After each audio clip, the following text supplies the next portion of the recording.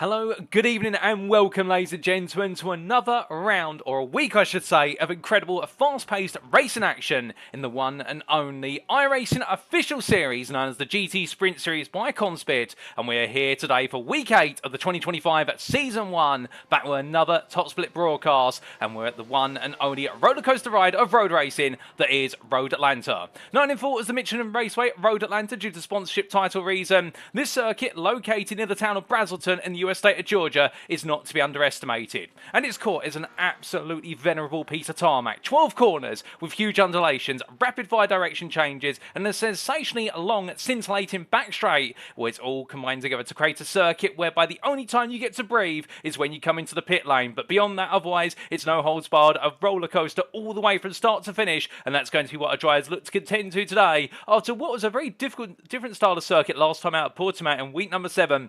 I'll tell you one thing, this top split is absolutely brimming with talent, and we're getting ready to go racing. Speaking of which, welcome to you all tuning into this live broadcast from Circuit Side. It's available on YouTube at youtube.com and search for TX11TX, alternatively Paul Walsh. And we say hello to you guys and girls tuning in via YouTube already, including the Cactus Lord. I hope you're doing well, Cactus. And well, who's TX11? I hear you ask. Well, allow me to introduce myself as your host and commentator. My name is Paul Walsh, also known as TX11 or Britain a Spit, depending on what media you follow me on. And I'll be bringing you all your racing action from this 1900 GMT, that's Greenwich Mean Time, or Universal Coordinate Time, UTC slot. Speaking of which, in terms of our schedule for tonight, we've only got the one race. 45 minutes of racing action due to get underway in approximately what will be about 4 minutes' time. We do head to the grid, but without further ado, as our drivers are currently in the closed qualifying session in the background, well, let's take a walk through the schedule so far and what we've still got lying in wait. Because as we can see, we're now into week number 8. We're already halfway down through season 1 of 2025. It's crazy how quickly the weeks are rushing by. But last time out in week number 7, it was the Algarve International Circuit in Portugal. Not a popular round, but still we had some absolutely brilliant battling action at the Portuguese circuit. And here today at Road Atlanta, we return to the United States of America for what is one of arguably the most popular circuits when it comes to the schedule for this season. After which, in week number 9, we'll be heading to the WeatherTech Raceway at Laguna Seca. And then it'll be a meddling of Italian and American circuits to wrap up the season campaign. But still, that's the future. We're in the here and now. And speaking of the now, well, here is our host venue, the full course of Road Atlanta, located near the town of Brazelton in Hall County of the US state of Georgia. And as we can see there, thank you to iRacing for their brilliant track maps that come with their absolutely fantastic simulator. It is a circuit absolutely packed with those direction changes, and a two-dimensional image does not do it justice. And therefore, we're not going to dwell too long in this image, but you can see there the long back straight coming out of turn 7 all the way out towards the chicane of turns 10A and 10B, only introduced, if my memory serves me correctly, in the 90s in order to limit the amount of speed that drivers would take over the crest at turn number 11. But then again, with all the hills, all the rises and troughs, well, this image just does not do it justice. But there's plenty of overtaking opportunities here as well, and they're not just relegated to the straights. But coming on to our rules, before we do go racing, we can't go racing without them. Setup-wise, open setups are available to our drivers. They can take whichever setup they so desire, but their fuel loads are restricted to 50%, which will mandate a fuel pit stop at the minimum when they do go racing over the 45 minutes. In terms of how we set the grid for the race, it's set by a closed qualifying session that's currently getting underway and coming to a close, and the race shall commence via a rolling start after a full formation lap. Now, drivers shall receive a drive-through penalty if they accumulate 16 or more instant points, and if they pick up 25 or more, they'll be disqualified from the event. But that's enough rules, regulation, everything in between. We're all here for the racing, and well, as we head back to circuit side here, well, we do look to the last our drivers out there on what is their qualifying laps. A strength for field for today of what is 2.9k, and well, we do have 26 drivers here in this top split, and well, over the course of the weekend, in the 7 o'clock slot yesterday on Sunday, we did see it split into 3 sessions at the 7 o'clock slot, but not quite enough to split into 3.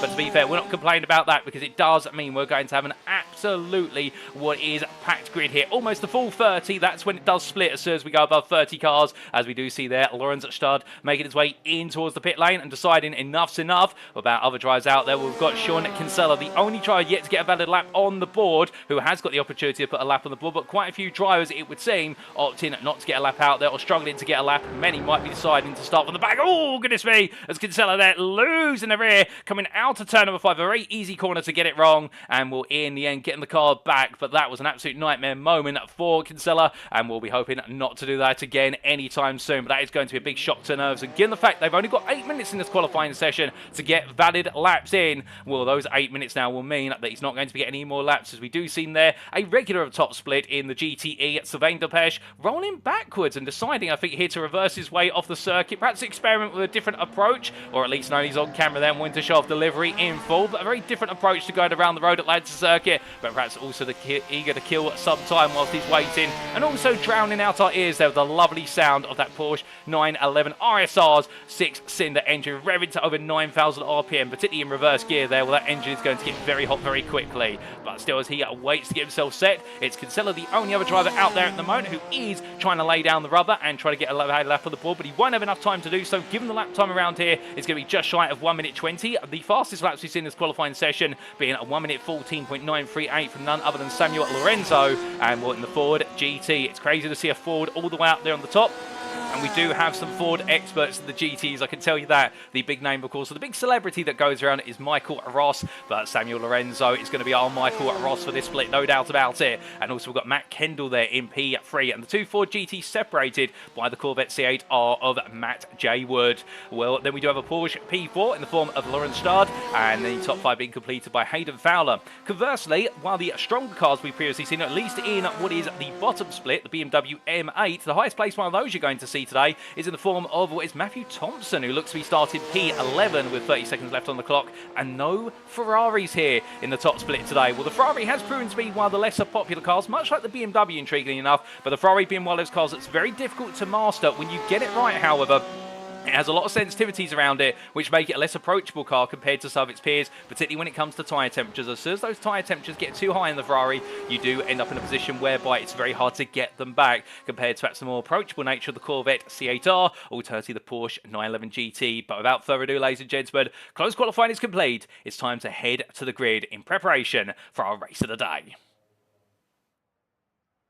So as our drivers begin to make their way onto the grid in preparation for the formation lap, this is how they'll line up for the Week 8 Top Split broadcast here of the 2025 Season 1 iRacing GTE Sprint Series by CONSPIT. And of course, this is the 1900 hours GMT Top Split slot. And as we can see, Samuel Lorenzo taking pole position there in the Ford GT. Pole on a 1 minute 14.938 and by 4/10 over Matt Wood. The Briton, meanwhile, lines up P2 in the Corvette and will be looking to try and take the contest straight from the outset. Meanwhile, on the second row of the grid, it's Matt Kendall, the second of our Ford GT drivers there in P3, ahead of Lauren Stard, the first of the Porsches.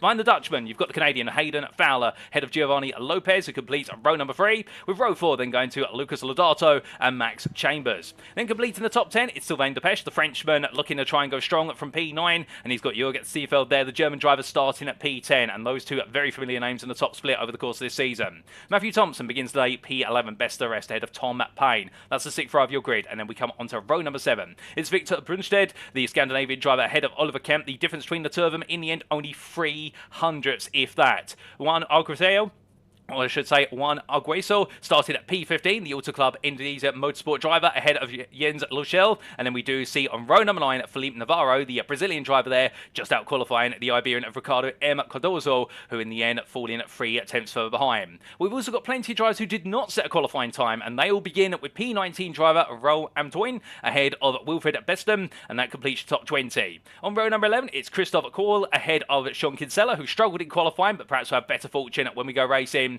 And then we have on row number 12, Jose Apollo, ahead of Verona Gupta. And then we have on the final row of the grid, our 13th and final row, Christopher C. Wayne and Manuel Carreno. That is your 26 driver lineup here for this race at Road Atlanta, as everybody gets themselves set. And well, as we look back down to the front, of course, we do have a formation lap, which we are waiting to get underway. We're waiting for the last couple of cars to get in position. And in fact, Ron Omtoin and also Wilfred Dembeston both deciding not to go to grid. And I think starting from the pit lane, perhaps they've had some technical issues. Perhaps they decided to play it safe. Well, either way, it's going to be 24 cars on this grid, and 2 will start from the pit lane then as the formation car gradually pulls away. And well, it will be Samuel Lorenzo who follows it away off the line here. And whilst it is going to be a full formation lap, don't be alarmed. Don't think you've got too long to go away. Grab yourself some popcorn or a liquid refreshment, because this formation lap is only going to be about 2.5 minutes. And when we do come around, once we start to come down the hill at turn number 11, it will be to this man Lorenzo to dictate the pace and decide when we go green. But as we do say hello there to also Dab Spotting, and my pleasure, Dab Spotting, very happy to be streaming the official GTE series. He's wishing the best luck to Oliver and Max. I believe that might be to Max Chambers, and also to Oliver Kemp. Speaking of Kemp, there you can see him team in the number 12 Porsche 911. And we also say hello to Max Chambers there, who's wishing best luck to Oliver, and also whether it's himself wishing best luck to Max, because we haven't got any other Maxes here, or if so there. Well, it's always good to see drivers also popping their heads into the YouTube chat. But we're going to pop our head back to our live screens here now as our drivers gradually weave and wind their way around on the formation lap. And well, whilst it's been one of the lower strengths of field that we've seen in the course of what has been our more popular grid, to be fair, the fact that we've got a 2.9k strength of field, it's always great to see there's a good medley of drivers here. And once they all gradually make their way through, we do look to a driver a bit further back in the form of Christopher Wayne as he gradually heads on up towards what will be turn number 6. And deciding to give quite a bit of space there in order to give himself plenty of breathing room to try and warm up those tyres. And we do know that the Corvette C8R has proven to be the popular car in the GT class, and it's because of its drivability. And the fact that over the race distance, it seems just to be much kinder to its tyres compared to its rivals. And also, it's an absolutely lovely roar, that wonderful V8 engine, the Corvette machine. And well, I can tell you one thing, they are incredibly loud cars on the simulator, and they are even louder in person. And well, as he makes his way along down the back straight, well, the Ford GTs at the front are no slouches either when it comes to volume and also performance there. The American manufacturer absolutely delivering. Of course, that great news recently that Ford are looking to return to hypercar racing alongside their Ford Mustang GT3 entrant, which took victory at the Daytona 24 hours earlier this year. But as the drivers now make their way halfway down the back straight, they've not got long before they get to their final destination, which will be to green flag racing. But as we do look a little bit further back, well, we do ride on board here with your BMW driver in the number 24, Victor Brunstedt, qualifying very well compared to his iRacing, and therefore be looking to try and chase down the top 10. But as we jump out of the car there for Brunstedt and look to the front of the field, well, here they come, ladies and gentlemen, over the crest. The safety car pulls in, and it's about time we get racing. And it's lights out, away we go immediately as soon as the safety car's into the pit lane. Samuel Lorenzo goes and goes and goes. And as they roar their way up towards turn number 1, it's a good start there from Lorenzo. But look at Wood looking around the outside there as Kendall tries to snake it up the inside as the drivers roar their way onto this open lap. 45 minutes will gradually tick away. And already Matt Thompson trying to tick some places away as well. So there's been a bit of a moment there, a slow run for Argueso and Kemp. Both drivers are exchanging places, but Argueso dropping down slightly, it would seem, as they make their way in towards the S's for the first time of asking. But coming on down the hill, there's going to be cold tyres here, and some cars that potentially will feel very, very skittish on the rears. As we look a bit further back, and Christoph Cole also gaining some ground there, one place up already as they make the way onwards now towards turn number 6. But coming onwards then in towards the heavy braking zone, will Sylvain Depeche also attacking, looking up the inside there of Matt Thompson and getting the move done. Onto the brakes, a big lock up there for what was Max Chambers just in front, but just about stopping the car in time. And well, these brakes will not be warm initially, nor will the tyres, so therefore these cars are going to feel very, very sensitive to the touch at first. But as they make the way down the back straight, now they'll start to build up a bit more tyre temperature. But look at Oliver Kemp already looking for a move here on Seefeld as they come down towards turn number 10. In towards the chicane they go. Who's going to be the winner out of this battle? We can see just in the foreground there as well, move being made by Lopez, looking to go side by side. And Giovanni Lopez there battling side by side with Hayden Fowler, the Canadian driver, trying to go around the outside in the all blue gold machine versus the white and blue machine of Lopez. And as they come through, it's too wide at the end of lap number 1, and up towards turn number 1 they go once again. This is brilliant racing as the queue forms behind them, and the Iron Dames machine there of Max Chambers also trying to get into the mix. In fact, I think that is Sylvain Depeche. As they come up the hill, they're still too wide here. Lopez and what is it, Fowler absolutely delivering an absolute thriller, and Hayden Fowler in the end takes the place in the number 8. What a brilliant move there, and with great respect being shown, and we've been absolutely treated to a thrilling moment there, and I'm sure we've got plenty more. But speaking of plenty of thrilling moments, that was a huge miss there from Delpeche coming through the S's. You may have noticed that the car came very high on the second of the curbs going through the S's, upset the car, and here comes Thompson looking for the move in return now as they enter the brakes in towards the right-hander, and the yellow machine, the Bumblebee machine here, trying to make a move but not quite able to do it. But Thompson, to be fair, he's got to be a little bit patient because that M8 goes very strongly here at Road Atlanta traditionally, but particularly on the straights as he now blasts his way down that twin-turbo V8 engine right on the rear of none other than Depeche. Depeche at the moment, we're thinking, well, what do I do at this point other than put the car in the middle of the road? And now Thompson's got to decide, does he go for it? Does he wait for it? Well, he's going to go for it here coming down, but the one weakness the BMW does have is that its brakes are not to the standard of the Porsche, and therefore you're going to see that Thompson has to back out. He's not fully ahead, and instead Howe has to wait his turn as the sun briefly shines its way through the clouds. We've got some heavy cloud here, but no sign of rain. But meanwhile, what we have got dropping onto the circuit rather than raindrops is some more battling up towards the front of the field as we look back for the rear of the P2 driver of Matt Wood, who started P2, was under huge pressure of Matt Kendall right at the start. In the battle of the two Matts here, where is the Corvette Matt ahead of the Ford as they make their way down into the S's here now, rolling on through. But you can see there's no real way to battle into the S's here for Kendall. He's going to back off and just wait for an opportunity. with Lorenzo already 2.3 seconds up the road. But then again, the one thing that Lorenzo will have to keep in mind is that over time, whilst he is the fastest driver out there at the moment, he will start to gradually lose that pace to the Ford GT, whereas the Corvette will maintain it a little bit more. If Lorenzo is able to protect the tyres, however, and Wood's not able to, it could be the shoes on the other foot. But speaking of battling further down the field, well, here's a big move up the inside into turn 6, and that is going to be a move for the BMW of Luchel as he looks up the inside. And well, meanwhile, we've had a brief moment where we've lost Ricardo Cardoso, and will Cardoso rematerializes from the ether, and Sean Kinsella, they're being very brave to go for the move. I think he was committed already before we did briefly lose Cardoso to what was the internet ether, Cardoso I should say, and headed down the back straight now with these two side by side. But look at this, the Corvette coming back, Cardoso with less rear wing on the car compared to the Porsche, absolutely sailing on through and down to that braking zone here. And well, you can see the difference in retardation prospects with regards to how strong those brakes are on that Porsche, able to close up so well in the Constita effect. But then again, the number 18 driver here having to back off once more. 90 can't go for the move as they roar their way past our apex camera, and as they roar their way up towards turn number 1 once again. We're already 4 laps in, we've got a long way to go. These laps are going to keep ticking on up. I can tell you one thing, these drivers are not giving up whatsoever already as they head onwards towards the next lap.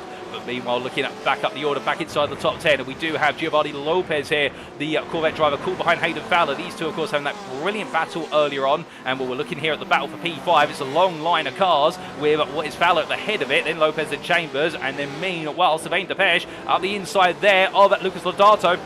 Lodato losing out there. He's in the Iron Dames Porsche and not Delpech. We correct ourselves from earlier. And as they come out the corner, well, that's a move where Delpech has been able to get a good run out of turn 7. You can see the pressure Lodato's under now, as meanwhile Thompson all over the back of Lodato as they head down towards turn number 10. And well, at this point in time, you'd have to imagine that if they haven't decided to settle into the strategy, well, these drivers are definitely, I think, feeling the urge to keep going battling. As we briefly lose Delpech, he rematerializes there. Some connectivity issues for some drivers. Let's hope they don't cause them to retire for this race, because that would be a disaster given the brilliant racing we've had only in 5 minutes. And oh goodness me, Delpech is into the pit lane. Delpech has got problems, and that is a huge upset there for Delpech, unless this is some form of strategy. But something tells me this isn't strategy, and Delpech's race may be coming to a very abrupt halt. Meanwhile, further back, well, here is Tom Payne all over the back of Felipe Navarro, looking for the move there in the black and gold BMW M8, and he can't quite find it at the moment as Navarro just simply holding ground but goes very deep. There's a big moment there, a big twitch for what is none other than Payne, and Payne in the end gets the car calmed down, but that was almost the tears there. And I think what it was, Navarro just went a bit too wide, had to settle the car down the exit curve at turn number 1, and as a result, Payne had to lift off the throttle. But given how unsettled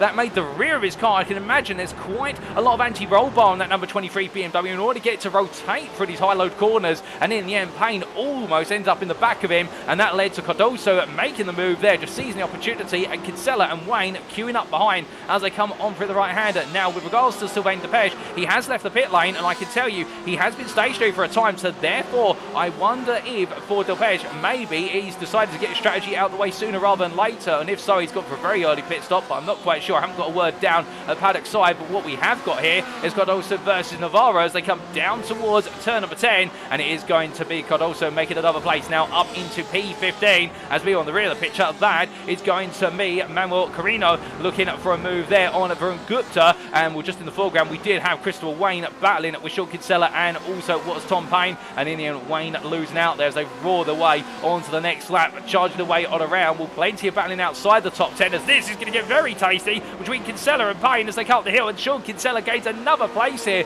as he makes the move in the number 18. So Kinsella, with that dismal qualifying session, he's already gained 6 places since the start. He started P22, he's up to P16, and he's not looking back at any point right now. He's only looking forward as we ride aboard and look forward with him coming through the S's. This is very tricky, however, for the simple reason Navarro goes very deep. It's going to be a run here for Kinsella as he comes out the corner. Navarro in the end catches the car, but that could have been tantamount to disaster there if it had snapped loose on him. And it's going to be another move made by Sean Kinsella, who's now picking up some momentum. His next target will be Cardoso.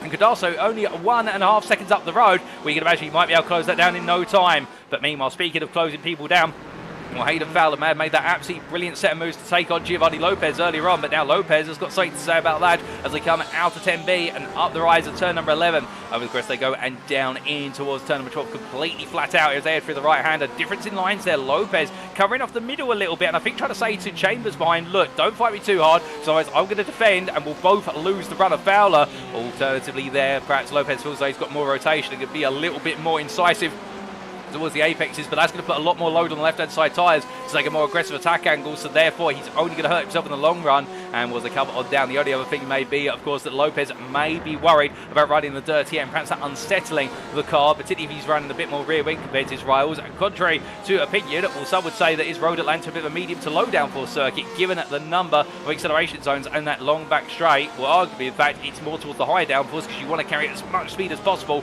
for the opening half a lap, and you'll sacrifice a bit of speed on the back straight, but in turn, what you gain through the corners in the first half a lap significantly outweighs it. But then again, if you could afford to just take 1 or 2 clicks of rear wing off, that may just help you here. If you can get the car to absolutely hustle through those corners earlier on, 1 or 2 clicks of less rear wing on the rear of the car, plus also the right gearing, can be all the difference here to enable you to make up some ground on the straight and make up some places, or even do some fuel saving. As they come down to the braking zone, meanwhile, we look back to Matthew Thompson, the BMW driver, the leading of the BMWs in P9. He's still on the back of that Lucas Laudato, and these two are absolutely glued nose to tail as they come out of 10, over the crest and down into 12 once again. No change between them, but one thing that is noticeable to Thompson is the fact he gets very close coming out of turn number 6 onto the back straight, and then just simply back it off there. And well, I wonder whether Thompson is doing a lot of fuel saving here in order to try and gain some race time. He gets the better run out the turn 1. And over the rise he goes, and in towards turns 2 and 3, and then the S as he goes. The S, of course, with no corner numbers to them, but number 11 driver here staying very close as he roars his way on down, but no way through as we get right aboard of the dashboard here of Thompson as he comes on through the corner. You can see the difference in body language. The Porsche just looking so much more refined compared to the arguably the lug of the BMW M8, but at the same time as well, Thompson able to throw the weight of this BMW around like he means business as they come in towards turn number 7 once again. Through the right they go, and now onto the back stretch, but a poor run there from Thompson. Laudato, meanwhile, a little bit of a wheel spin, a little bit of a drift to the side, but absolutely blasts it out the corner, and that 6-cylinder engine now, the Porsche is going to try and roll away, but here comes Thompson, build up the speed, building closer and closer. 2 tenths now as they head into the final third of the straight. Will Thompson think about it this time? No, he backs off. It's a big lift there. You may have heard it in the background, and therefore Thompson fuel saving here and deciding that his battle is with Laudato, and there's no point fighting given there's then 4 seconds all the way to Chambers in P7, and therefore they may as well work together here for their mutual benefit. But as he heads on to the next lap, all the sun continues to shine through.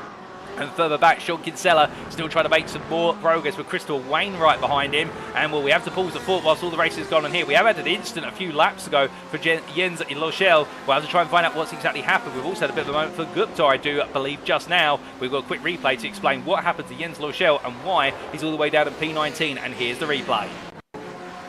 Well, this was our BMW M8 driver coming all the way down then towards the chicane earlier on in the race. Onto the brakes he goes, completely by his lonesome, and as he comes up through, a little bit too aggressive at the rear of the car, just steps out. Well caught there, however, by the number 17 driver. Many would let the car completely roll round by accident, but not Lochelle, and doing a fantastic job of keeping it pointed in mostly the right direction. Credit to him as we return to your live racing, and Will there, all out of sorts, but he rejoined the racing eventually, but dropped all the way down to what was P19, and is now starting to make a bit more progress.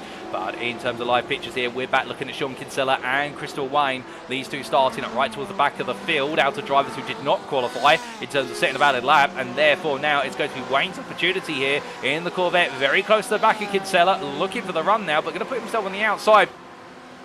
Interesting, Kinsella defending this quite hard, but I don't think he's really been given the opportunity to decide where he wants to put the car. I think Wayne's made that decision for him as they cover down. Well, Wayne gets ahead, Kinsella pulls back out. That's to bleed the slipstream, that's not to make a move, but he gets a bit close there, and that causes Wayne to hesitate on turning. And well, in return, now they are going to battle over the crest here. I think Kinsella decided, you know what, if Wayne's not going to hold on to it, I'm going to go for it. It's too wide into the final corner. They give each other space, but look at the time this is costing them to Navarro in front, and Crystal Wayne does take P17 eventually, but definitely making it hard for himself, and Kinsella trying to think about going back to it. I think both of these drivers, they both want to lead their pairing, but neither driver wants to give way to the other if the other driver does end up getting ahead. And well, that's what the racing driver inside them wants to do, but that does mean they're losing some time to the top 15 as they roar it down. But coming down through the S's, meanwhile, we do look back up the running order and all the way to your race leader. Let's not forget about Samuel Lorenzo, who already in the space of what is 12 minutes has put 5 seconds over the rest of the field of the Ford GT. He is flying, and then there is Matt Wood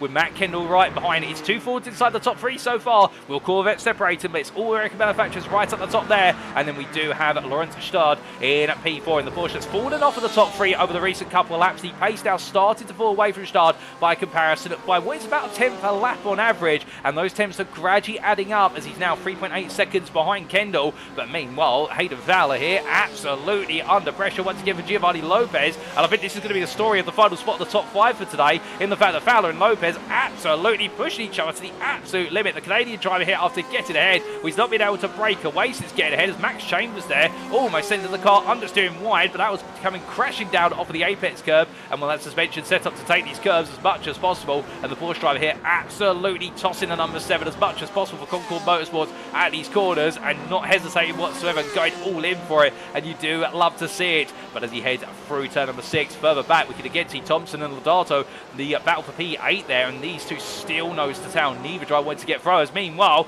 battling side by side here, this is a change of position. This is Oliver Kemp making his way at the inside of Seafeld. Seafeld there in, where's the turquoise machine being passed? I believe the Leighton House car, perhaps had a bit of an error coming out of turn number 5, and just costing him the speed he needed to hold onto the position. But as they come onto the back straight, will we see a return move here from Seafield versus Kemp? And the answer is going to be, if so, it's going to be quite marginal, because that gap right now, standing at the best part of 3/10, it is closing little by little as he powers his way on down in towards the braking zone here for turn number 10, but decides not to. It'd be a big lunge and a big risk on the brakes, and does not go for it. But meanwhile, Juan Agueso now catching up there in the third of the Porsches in your picture, and well, we can see here the number 10 driver now inching closer and closer, and perhaps thinking about an opportunity here to try and still wear a top 10 finish as the distance continues to pile up. But speaking of things piling up here, we've got some woes piling up for a driver, and Manuel Carreno has had a major moment only moments ago, and here's a replay to explain.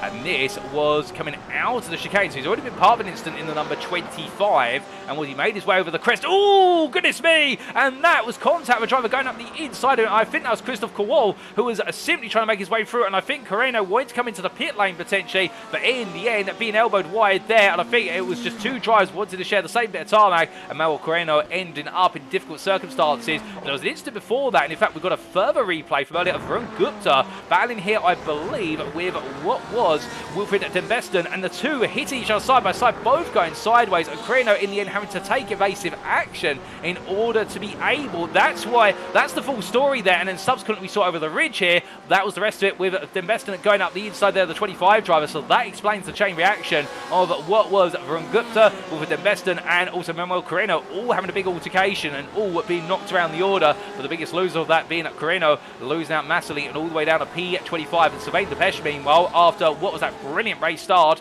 well, having left the pit lane, having taken a very early pit stop compared to everyone else, and we believe it may be a strategic pit stop. If so, well, he's decided to do something very differently here, and is now over the back of Manuel Carreno. Carreno is yet to pit. And you can see Depeche here absolutely trying to sniff the slipstream as much as possible. And Depeche here, well, he knows he's got to make up as much time as he can over the race distance as he comes down towards the braking zone here for turn number 10. Onto the brakes he goes. In terms of his race pace, 16.5s have been his average for the last 3 laps. So therefore, Depeche is pushing as much as possible in the number 5. But has he decided to play a strategy that's not going to work out?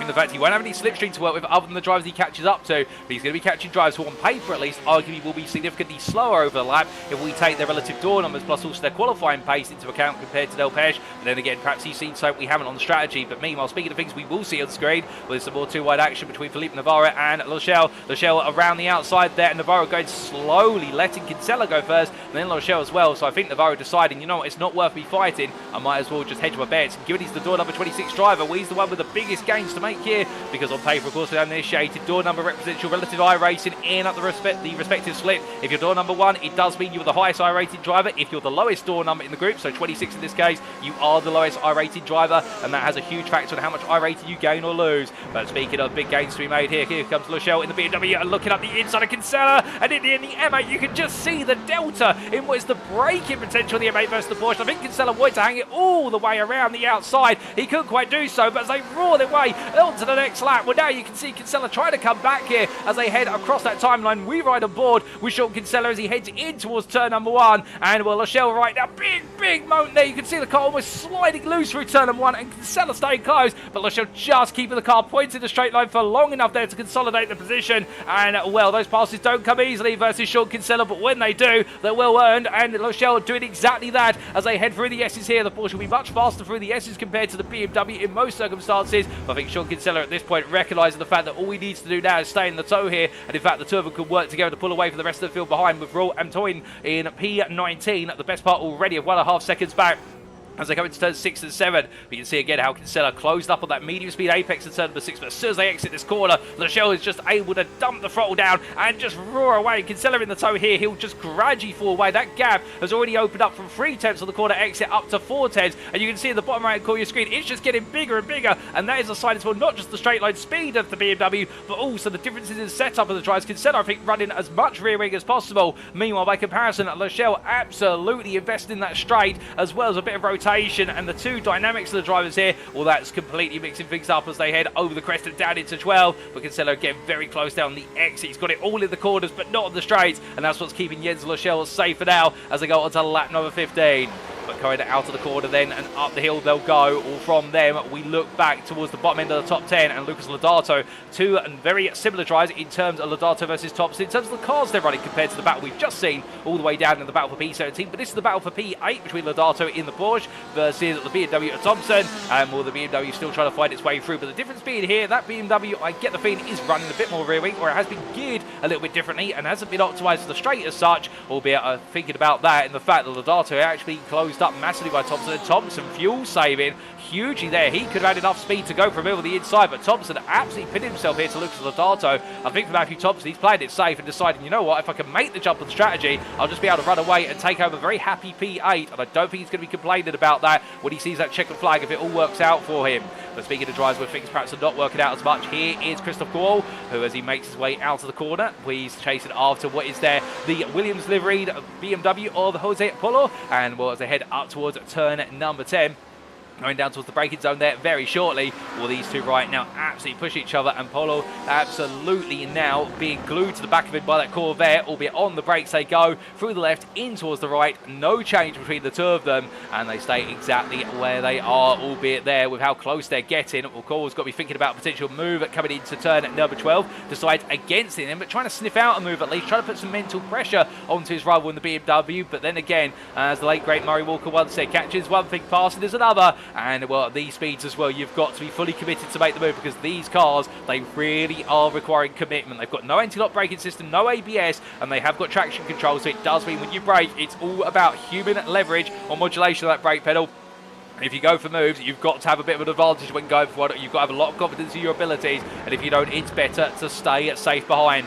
But as we talk about battling here, we can see a bit further up the road in the battle for P13, this is Ricardo Cardoso versus what is Victor Brunstedt of BMW Brunstedt on the outside here with the Alfa Romeo Sauber livery as they come down the hill. Meanwhile, the green and purple Corvette of Cardoso makes up another place to take P13, and Ricardo Cardoso, despite what was a very challenging start to the race, he is now gradually finding his way into this race of the Corvette C8R, and we are starting to see some of the Corvette drives a bit further down the order now making gains, and the Corvette's tyre life advantage seemingly starting to play out here as we get closer and closer towards the midpoint of this race. And that's when you start to see a bit of tyre degradation, particularly for those who push the tyres hard early on. The tyre degradation really begins to pick up even at a circuit like Road Atlanta, and those left-hand side tyres in particular are going to be absolutely screaming with heat, and indeed a lot of rubber being laid down the circuit here as it's a bit of a hazy day as well, and these conditions are not going to be too practical to see what will be track temperatures rise, but our drivers are definitely keeping the heat up as much as they can.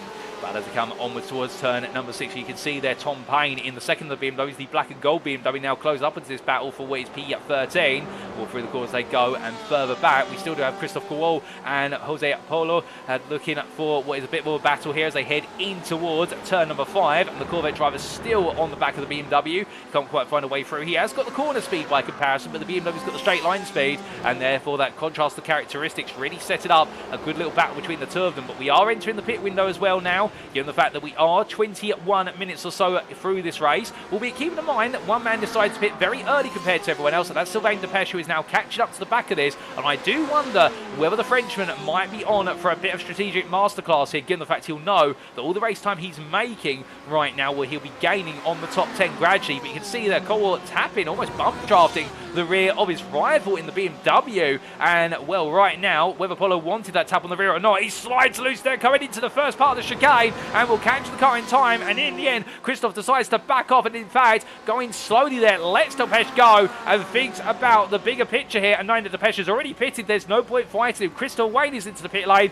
and he is the first of a number of drivers then when we go for pit stops. But he's the very first minus Depesche to take that pit stop, as Sylvain Depesche has just made his way past Jose Polo, coming through turn 1 1 in towards turns 2 and 3. And Depeche right now absolutely attacking the lap. Corner after corner, lap after lap. These lap times continue to trickle in. And well, the only drivers that are faster than him are the top 3.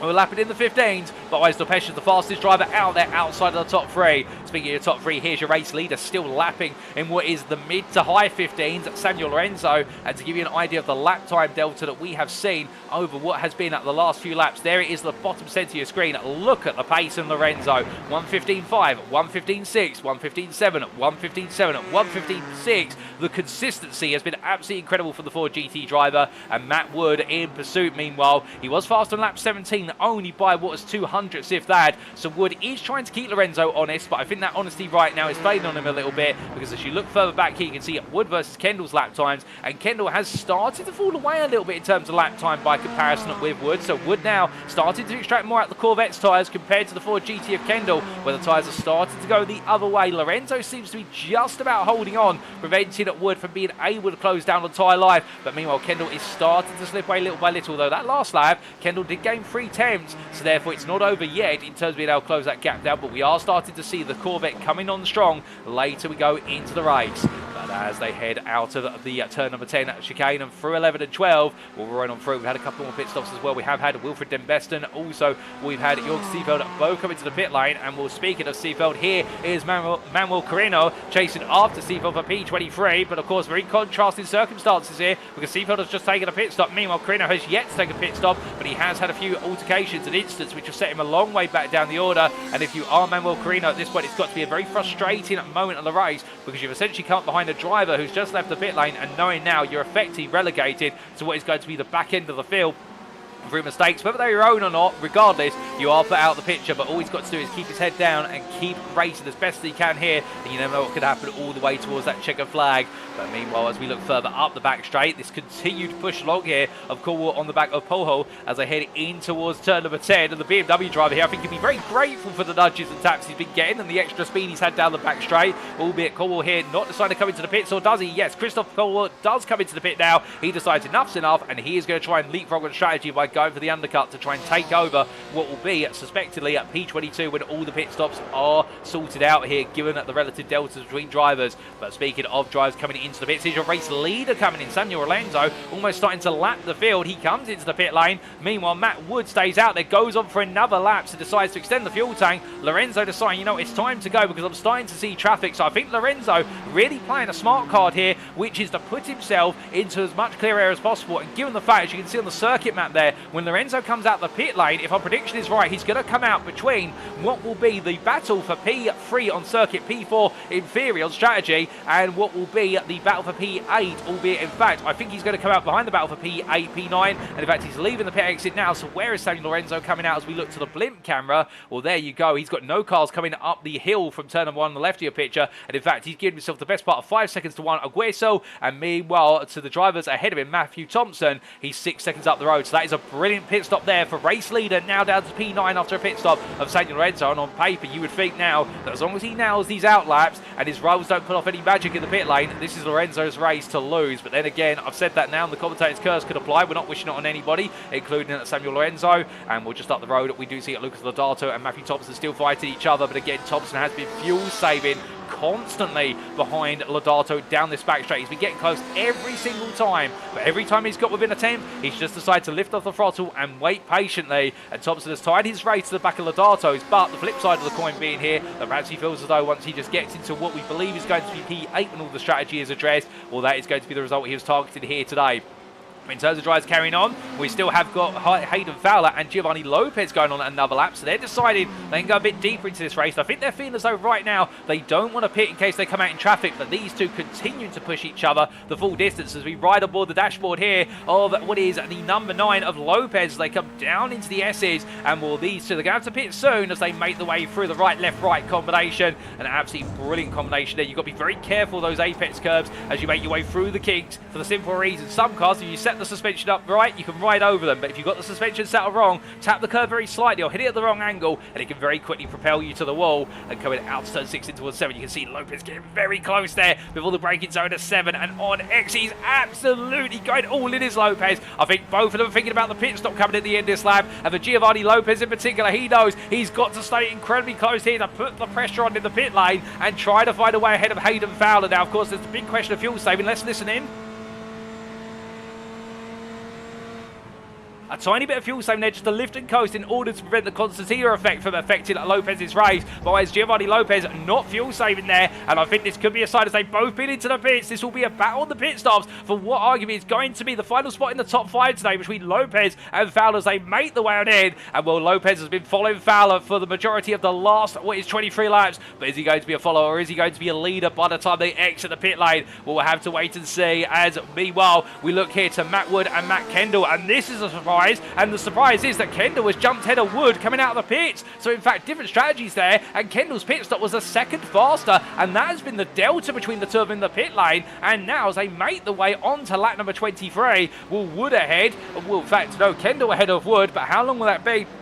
We've already seen the battle come back. Meanwhile, Hayden Fowler, he gets out ahead, and that is Lopez right behind as they head out of the pit lane. Meanwhile, look at this. There's Lawrence Stard. Stard comes out the pit lane as well. It's going to be side by side up the hill, and Lawrence Stard absolutely survives a huge scare there. The scare being that he could have seen P4 taken away from him, as Hayden Fowler and Giovanni Lopez have both gained in the pit lane. They have gained massively in the pit lane. They've gained 3 seconds over the pit stop window compared to Lawrence Stard, and Stard now under pressure for P4, the first spot off the podium. Fowler and Lopez will chase after him, and Max Chambers has come right onto the back of this as well. We've got a 4-way fight for P4 right now, and well, it's quite poetic. And then it's a further 6.3 seconds to Wilfred Dembeston, who makes his way up towards turn number 6 at the moment. But as he does so, I believe Dembeston is due another pit stop at some point, given the fact he had a very early pit stop. In fact, he started from the pit lane, if my memory serves me correctly. In fact, my memory doesn't serve me correctly, because he has had a very mixed race. I think he is due another pit stop. He's got a lot more fuel in the car at the moment, and we'll have to wait and see what the Corvette driver factors into everything. But I think his battle is going to be a bit further down the order, unless I'm wrong.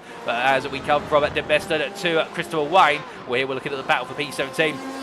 With all of our drivers' pit stops now mostly served, apart from those who are on what is an offset strategy, whereby they've been forced onto a different pit stop strategy due to circumstances earlier in the racing today. But as we do see Wayne right now trying to get closer to the back of Kemp, well, not close enough to do so initially, but now does start to get the run here as they head their way down the back straight, powering his way on the Corvette C8R. It's the battle of 8 cylinders versus 6, but then again, Porsche knows how to make a 6-cylinder engine, there's no doubt about it. And you can see now Wayne absolutely tucking into the toe and pinning back to the inside then as they come down towards the braking zone here. And will there be a move? Yes, there will be, and Kemp sees it coming, squeezes slightly but gives breathing room to Wayne. Doesn't want to cause contact, but doesn't want to make it easy for Wayne, and Wayne has to back off then. Oliver Kemp just playing his cards right and using the rotational power of that Porsche. Meanwhile, Wilfred Dembeston has just come out of the pit lane as I look out my contact booth window, and he is going to be making his way pretty much right ahead, well, in fact just right behind this battle, as Sylvain Depeche also leaving the pit lane. So Depeche's pit stop earlier on, that might have been for repair work of the car, because he's come back out in P20.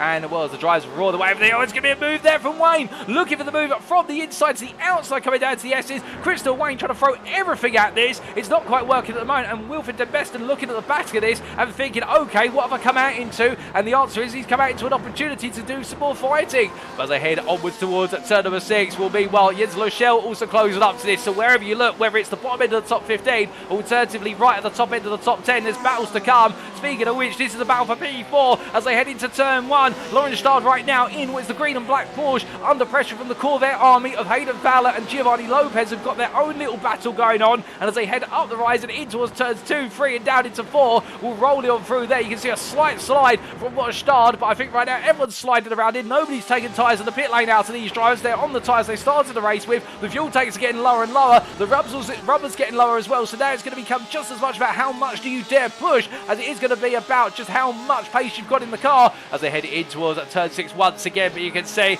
Lopez and Fowler, their two Corvette drivers, falling back through the corners. But on the exit here, if they nail it, Stard may find himself being reeled back in. A real yo-yo battle between these two drivers, in fact these four drivers, as they head down the back straight. But speaking of yo-yo battles, we look to the front of the field, and here's a big altercation. This is getting very, very dicey. That is Kendall in the Ford GT on the inside there of what was the car of Polo, who's a lap down, and Varun Gupta right behind Polo, as meanwhile also following Kendall through was Matt Wood. So this is the battle for P2, which has just made its way under blue flag conditions past the battle for P24, and as they come in towards turn number 1 for the 26th time of asking, well, that would have been a big sigh of relief. But speaking of sighs of relief here, there's not going to be a sigh of relief for the moment between Lopez and Fowler. 2 wide, they go into turn 1 once again. This is the gift start. A little bit of breathing room here as they head up the hill, and Fowler holds on to it, and Lopez watches. But look at this, Chambers now looking to cut to the inside of turn number 3. He's going to have to back off there, knowing that the Porsche is going to be over the rise on a very awkward line down into turn 3. So therefore he can't go for the move, but Chambers seeing opportunities and trying to figure out a way to get involved. As you can see, Lopez all over the shop there. A poor line through the S's that's going to compromise his run, but Chambers gets too close and can't figure a way to be able to make his way through as they come up towards turn number 6 this time. But now that's going to give a bit of breathing room to Fowler, and in turn Lawrence Stard will feel as though now the pressure is back up from the Corvette driver behind him trying to chase him down. So it is going to be all back and forth for these four. Absolutely a swapping time and swapping opportunities like no other. Further back we can see Matthew Thompson's come back out behind Lucas Lodato. So despite doing a lot of fuel saving, it looks like Lodato in fact was doing just as much fuel saving. In fact, the stationary times between the two drivers, Thompson 13.38 seconds, meanwhile Lucas Lodato at 12.78. So Lodato must have been doing some fuel saving of his own, as I'm almost left speechless by Lodato's strategy. But Thompson surely now has got to go for the move here. He's got so much speed in that BMW down the straight. He's got to venture for a move, but has he got the brakes? And the answer is, well, not on paper, well, at least in theory. But he's going to go for it. The car cuts loose there. He locks up, and in the end catches the car. Albeit takes a bit of a rallycross approach to do so, but that could have been tears. Lodato giving all the space as well to get the car back under control. So Thompson's got the speed, but he hasn't got the anchors to get it stopped as much. Well, he's gone for it once. Surely he'll go for it again and think about trying once more in due time, but that will definitely have sent some shivers down his back, and I think now it'll make him wonder, okay, can I get this move done? But as a driver, you've got to get your head back down and immediately think, yes, I can. I can't let myself get phased. But Thompson's just got to think about it a little bit more as they head in towards the S's. But from them, we look back to the battle for P2 as they roar their way out to turn number 7, and you can see Wood still close behind Kendall. The battle of the Ford GT versus the Corvette, and of course Kendall trying to make it a 1-2 for Ford here today, and Wood trying to be the fly in the ointment to split the Fords on that podium. They do have Lawrence Stard at 6 seconds back, but right now Stard's not close enough to get involved. And well, speaking of Stard, as he's flashing his lights, he's gone for your foreground camera shot. That's a change of place. That is Giovanni Lopez muscling his way on past, or slipstream his way on past. In fact, that's Max Chambers slipstream his way past Giovanni Lopez there. Bar my manners and getting my drivers in the wrong order. So Chambers making some progress, and I wonder whether Lopez has either looked at his fuel gauge and realised, you know what, I'm going to burn a bit too much fuel if I keep pushing this hard. Alternatively, is Lopez playing the 5D chess game here, which is if I let Chambers go, knowing he's got a bit more pace right now, perhaps he can annoy Fowler enough and I can take the places off of the both of them. You never know, to be fair. Lopez may feel as though he just needs to cool the car down, back off a little bit, fall to the back of this battle and get back involved. Of course, track position is very valuable at any circuit, but again, we've seen the high multitude of overtakes here inside the top 10. Lopez might be gambling on the fact that if he saves a bit of tyre life now, gets the tyres back into a better operating window and just plays it smart, he might be able to make some progress later on. But in terms of progress side by side here, further down, that is Crystal Wayne looking for a move on Kemp. That's Oliver Kemp going defensive as they come over the rise. Wilfred Den Besten behind them, and then Sylvain Depeche as they come out of the final corner and go onto their 28th turn of the circuit. You'll also see Jens Lovichel getting a little bit closer as here comes Den Besten looking up the inside of the battle of the Corvette. In towards turn 1 they go, and in the end, it's going to be a run-off for what is Wayne. Wayne in takes the grass, gradually brings the car back onto the circuit. They went too wide into the corner, and in the end, Wayne tried to carry the speed around the outside to defend uphill into turn 2. It wasn't to be, but credit to Wayne for bringing it back on the circuit safely. Good car control there, and Wilfred Den Besten just intimidated his rivals to make places, but Sylvain Depeche now is all over the back of Den Besten in the battle for P16. You see there, Depeche gluing himself to the toe of the Corvette, knowing he's not got straight line speed. What he's got is plenty of corner speed, and he needs to absolutely sniff every kilometre an hour he can off the back of that Corvette in order to be able to look for moves here as time runs into the final at 10 minutes this race. Of course, 10 minutes plus the final lap. We've still got plenty to come here before the checkered flag falls, and well, with that, I'm sure there's going to be a few surprises in store as Den Besten now very gradually being closed up to by Depeche. As they head down the back straight, you can see that rate of closure is no more than a maximum of a tenth over the entirety of the straight distance, and therefore Depeche really knowing he's got to get it all done under braking and into the corners in order to close the gap down. But Debeston also with the toe of Oliver Kemp will be grateful for the fact that he's got the Porsche in front of him to pull him along, because otherwise he might have been a little bit more vulnerable there as they head around to go onto another lap.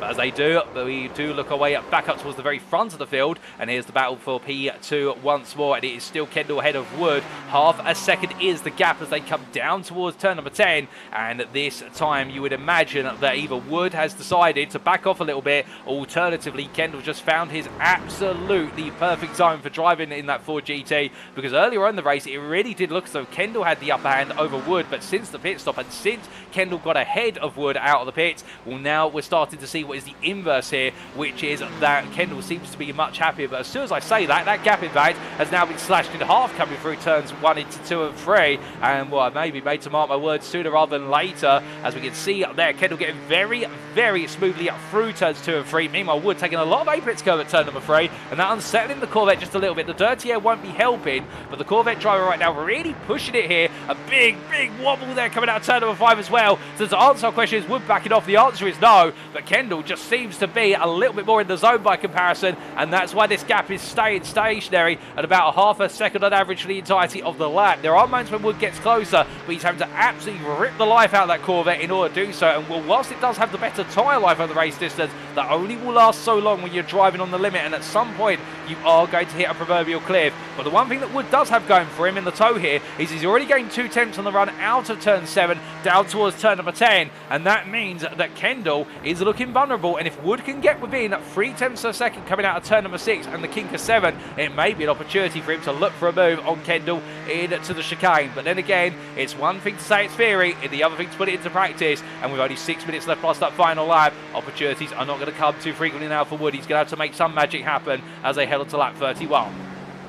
As they head up the rise, we do look from at the second of our Ford GTs, and indeed our only 2 Fords on this grid to our leading Ford GT, and well, he is 16.1 seconds away. You would imagine he was in a race of his own right now, and that's because it will definitely feel that way for Samuel Lorenzo. He's absolutely charged out there in the number 2 Ford GT, and will absolutely delivering as he heads onwards towards the back straight again. But from him, we've got some more battling down towards the end of the back straight, and well, this is Sylvain Depeche on the inside in the black and grey Porsche versus the white and blue Porsche, and that is Oliver Kemp who's trying to keep him behind. And well, looking as though Sylvain Depeche having the upper hand, gets the move done into P15. But will we see a potential comeback here as they make the way up past the apex camera of turn number 12? And the answer is, well, there is going to be a move from Kemp. He's going to have to really look for it into turn 1. He's going to go for it. Depeche there sees it coming, gives the space, but it's going to be a cutback move here. It's a brilliant bit of negotiation from Depeche, albeit Kemp they're getting the car stopped just in time, and Sylvain Depeche decided, well, if you're going to go for that move, I'll just simply take the place back off of you, because you're not going to make the corner easily. And Oliver Kemp, much enthusiasm indeed,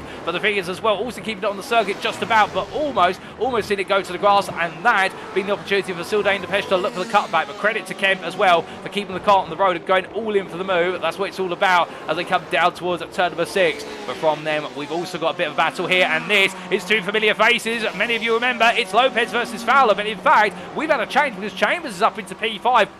He's got ahead of what is Lopez and Fowler quite recently, and well, Giovanni Lopez has found his way into P6. So I think Hayden Fowler's had it off track somewhere, and in fact we have got a replay to explain what's happened to Hayden Fowler, and here's a quick replay, ladies and gentlemen. And this was Hayden Fowler, who was at the time running in P5 into turn 6. He took a lot of apex curve there, pushes the car out, and in the end onto the grass. My goodness! And well, Hayden Fowler, that is a one-of-a-kind catch in terms of the fact that could have gone very, very wrong. He did lose 2 places for it, as we'll now see, because of the fact Chambers got him through, and then it will be what is Lopez just careening his way around the outside, albeit you can see that Fowler wasn't going to let this go, so we're going to stay on this replay here all the way to the very end, because these 2 rivals are Lopez and what is Fowler. I don't think this is the last time we're going to see this season, but it was Lopez looking around the outside to inside, and Fowler in the end trying to hook it all the way through. Well, it was too wide as well, coming out to turn number 10, in towards 11, in towards 12, but surely at some point Fowler had to back off, and there it was on the outside in 12. That's where Lopez got it done as they ended the lap, and it was Lopez defending into the next corner that made the difference as we return to your live racing. But there, Hayden Fowler, despite a huge error, many drivers would absolutely back off at that point, but not so Hayden Fowler, who's absolutely wanted to go all in for it. But speaking of going all in, well, we have got Sylvain Depeche now looking to make another move here as he tries to make his way to P14 versus none other than Tom Payne. All over the back of the BMW M8, gaining gradually here. And in fact, he's going to be very close very shortly as he's going to look now to the inside. Payne goes defensive, but Depeche has got other ideas. Puts it on the inside there, hard on the brakes. And number 5 driver gains another place here. Absolutely smooth cut of the chicane as well. With a Debeston there making his way out the inside of Oliver Kemp in the background for P16. So changes coming afoot at the bottom end of the top 20. But in terms of other changes afoot elsewhere, well, we have also got what is that growing battle between Matt Kendall and Matt Wood, as we've still got 3 minutes to go. And coming on down, and well, will it be a Ford 1-2 here today? That's the question. Well, Lorenzo, I think, is going to guarantee the victory unless something completely exceptional now happens in terms of early retirement. But meanwhile, Kendall is still trying to hold on with Wood, only half a second back, and these two continue to trade lap times as if they're on a stock market floor, in the fact that that lap from Kendall was none other than 1:16.268. Wood, meanwhile, 1:16.515. So is Kendall finally breaking away here? Well, if we had to base it on the last 10 laps between these two drivers, the answer would be no. And in fact, we can show you the lap time history between the two of them. There it is at the bottom of your screen. And literally for every lap, Kendall's been faster than Wood. Then Wood's been faster than him, practically to an equal degree. So therefore, you would imagine, if things continue on the trend at the end of lap 34 here, we would see Wood be the faster of the two drivers. And in fact, coming out of turn 5, you can see the body language of the Ford GT not quite making its way over the exit curve of turn 5 the way he wanted it to. Kendall definitely having a bit of a poor run. He's got a bit of traffic in front of him, but that's actually going to help Kendall if he catches it in the correct manner, because of the fact that whilst that is going to be, I believe that is going to be Christoph Colwell, who's decided to pull completely off. So in fact, that's not going to help Kendall. I think he was hoping he would have been able to sniff the toe a little bit there in order to just be able to be pulled along all the way down towards turn number 10, because we know that Wood's running less rear wing on that Corvette, or at least he's got a faster car on the straights compared to Kendall's Ford GT. And look at that. Wood thinks about it. He's almost there to try and make a move, but he can't quite find it this time around. And given our race leader's just gone to lap 35, we will squeeze in 2 more laps here, if my mathematics is correct. And with 2 more laps to come, we've still got more battling to come with it, but we are going to stay as much as possible transfix this battle for P2. And well, as they head in towards turn number 1, 2 attempts as they enter the corner, but of course Wood now absolutely making a colossal drive as we look back from the rear of what is the number 1 Ford GT, number 1 door number, but not leading car. We should point out that's the number 2 Ford. It's funny how the numbers are the opposite way round from each other compared to their places, but Matt Kendall right now absolutely under huge pressure here as Wood is tossing everything at this. He's waiting patiently. He lost out in the pits, but he's never given up. And as they head in towards turn number 6, what is the penultimate time as we're to believe it, with 40 seconds if that left on the clock, we'll roaring the way in towards turn number 7. You can see Kendall right now just looking now those exits, but it goes a little bit wide of apex there at turn number 7. Is that going to make a huge difference? Potentially, as they come on down the back straight, as they do our race leader. Meanwhile, Sammy Lorenzo has just come over the rise of turn number 11. There's no there is a white flag wave as I look at my content move window, so we will get a 36th lap here, and it means that Kendall is going to need to hold up for 1 more lap after this, but Wood's going for it. Wood's going to look around the outside here, and I don't think Kendall's got a response. Wood goes away in a big slide. He gets it stopped just in time. It's a cutback move, however, from Kendall. Kendall's going for it now as they head over the rise. It's brilliant racing. It's ballet at high speed as they roar their way to turn 12, and Kendall holds on, but now they go on to the final lap. The white flag waves, and I don't think Kendall's going to believe he's got to do 1 more lap as Wood's thinking to himself, how did I get that done? And he just overdid it very slightly as they head out turn 1 up towards turns 2 and 3 they go. These two are absolutely locking horns right now, and only 3.5 seconds behind. The gap at the start of the previous lap was 7 seconds. Lawrence Stard has just gained 3 seconds on that previous lap, and these two fight too hard. Could Stard be there right at the end? Well, on paper, I don't think so, but then again, it could be a completely different story.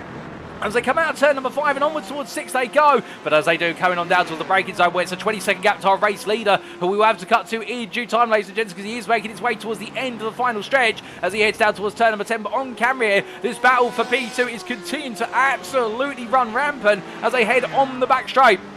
But as they do, well, meanwhile, we've got to look at the front of the field, and well, this man, he put it on pole by 3.5 attempts, and after leading the way into turn 1, he's never looked back, and Samuel Lorenzo is your winner here today at Road Atlanta in the Ford GT. But meanwhile, who's it going to be in P2? Will it be a Ford 1-2, or will the Corvette of Wood manage to put a split in between them? Well, it doesn't look as though he's been able to find the grip on the outside of turn 10. They head over the right of turn 11, but I think Matt Kendall's done it, and it is going to be a Ford GT 1-2 here here today at Road Atlanta as Matt Kendall holds on for P2, ahead of Matt Wood, who takes P3 in the Corvette C8R. Lawrence Starr then will be our third manufacturer in 4 places with the Porsche 911 P4, ahead of Hayden Fowler, who in the end fought hard for a P5, ahead of Max Chambers P6. Giovanni Lopez will be gutted with P7. None of the top 5 was on the cards, but it's what he could do. Lucas Lodato, meanwhile, will hold off Matt Thompson to take a deserved P8 in the Iron Days machine, and then it will be Thompson P9, head of Juan Agueso, who will in the end, as he weaves and winds his way over the last couple of goals. He's had a very quiet race after the first stint. He's pretty much been very lonely in P10, but to be fair, sometimes the quietest of races are the ones where you make the biggest gains, and he finishes exactly where his door number says he should be,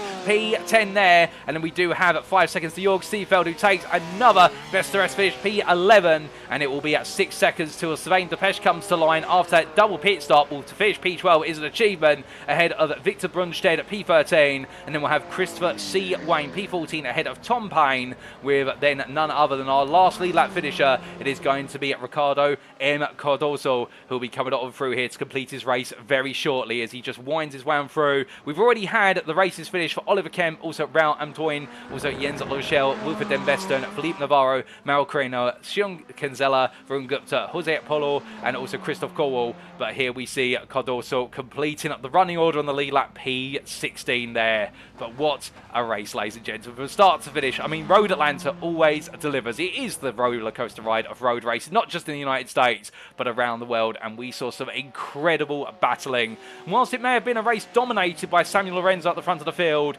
where it was Matt Kendall versus Matt Wood for the run-up spot, but Ford taking a 1-2 here today, ahead of the Corvette of Wood. And in the Porsche of Lawrence Stard didn't quite have the pace of the top 3, but to be fair, did everything right. And at one point, despite looking very vulnerable to falling into the clutches of the P5 battle, which was won by Hayden Fowler, Stard in the end just staying at 1 step ahead when he needed to most. But Sylvain Depeche gradually makes his way down now, cooling down here, and I'll be curious as to why we did see the early pit stop and then a follow-up pit stop. And I imagine perhaps there was a bit of a technical issue. Perhaps he decided to go for a huge undercut, but miscalculated it with regards to the fuel that could be put in the car. Or either way, as Depeche makes his way through the last couple of corners on the cool down. It's time to take a look at the race results, ladies and gentlemen, subject to any stewards' inquiries. And well, without further ado, here are the results from your Week 8 top split race from the 1900 GMT or UTC slot for Week 8 of the 2025 Season 1 iRacing official GTE Sprint Series by CONSPIT top split. And as we can see, Samuel Lorenzo, a dominant runaway winner in the end by 20 seconds ahead of Matt Kendall. A 1-2 for Ford, and Kendall having to really dig deep to bring home that second place spot ahead of Matt Wood, the Corvette driver there. And our top 3 drivers in terms of iRating, finishing on the top 3 steps of the podium. But in the end, Kendall finishing up behind the number 2 at Ford of Lorenzo, and Wood in the end finishing exactly where his door number would dictate. But what a battle between the two.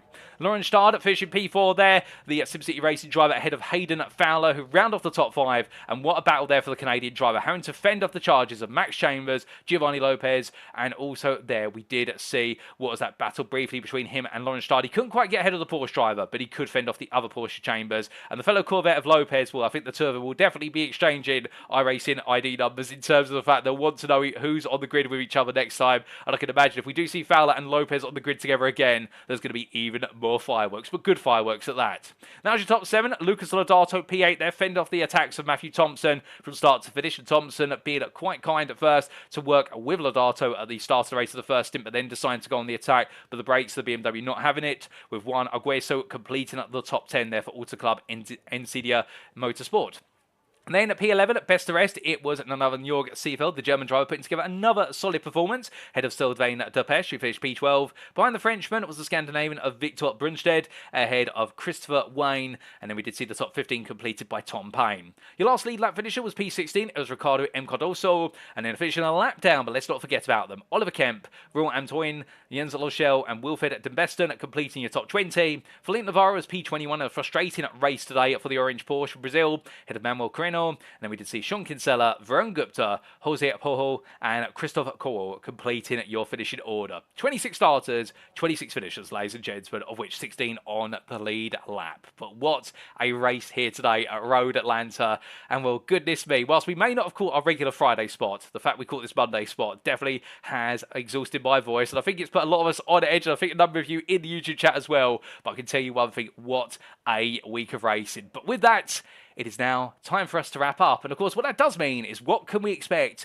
later on this week? Because we will be back once again this coming Friday for the one and only WeatherTech Raceway Laguna Seca for week 9 of the GTE Sprint Series by CONSPIT. And we will be back to our regular Friday slot. And it'll be Friday, the 14th of February, just in time for Valentine's Day. But if you haven't got anybody to spend Valentine's Day with, well, you can always spend it with us here on the broadcast as we check out another 45-minute top split race at what will be the 1900 GMT or UTC slot at the WeatherTech Raceway Laguna Seca. A circuit that is all about the corners and it's all about steering it clear of the grass and sand. But who will master the art of the corner and be the one to come home at the tremendous Californian circuit that features the almighty corkscrew? Well, we will find out then. But until then, we've been the GTE Sprint Series by CONSPIT. I've been your host and commentator, Paul TX141 Walsh, also known as Britain a Spit, depending on what media you follow me on. And until next time, remember to stay safe, stay well, stay smiling, and have a fantastic week ahead, ladies and gentlemen. And most importantly, remember to stay on track.